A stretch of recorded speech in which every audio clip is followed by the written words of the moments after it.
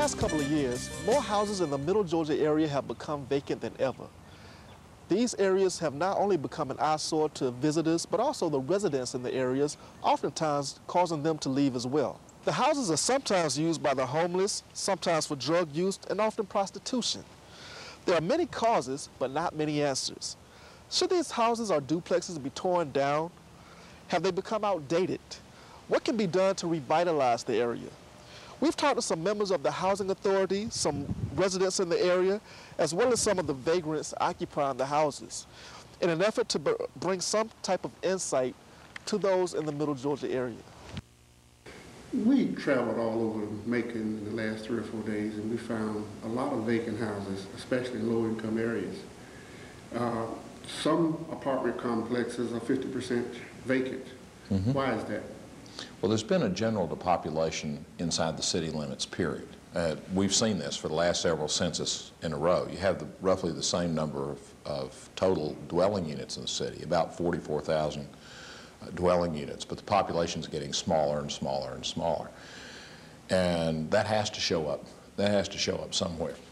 A lot of housing also is becoming, if it becomes vacant. Duplexes are very popular in Macon, mm-hmm. but now a lot of the duplexes seem like a history. They're just a lot of them empty. Well, by duplexes, I assume you mean these jumbo brick duplexes that were built by investors for renting to low-income people. Some people in the slumlord business in Macon refer to them as jack deuces. They're very plentiful all over town. A lot of them built in the 50s and 60s, again, by investors to rent to poor black people.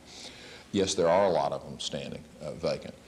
I'm of mixed feelings about that. I think in a lot of cases they simply need to be demolished. They're sort of the modern shotgun house. They were sort of the replacement for the shotgun house, and they were built by people with money for rent to people without money. And they did meet a need, I suppose. I mean, it's better to be poorly housed than to be homeless. But still, a lot of these things simply need to come down. They were bare bones when they were built. In a lot of cases, they're built in small clusters or mini complexes. The cluster itself creates problems that feed on itself. A number of these clusters that I'm aware of are really bad locations for crime and drugs and so forth and so on.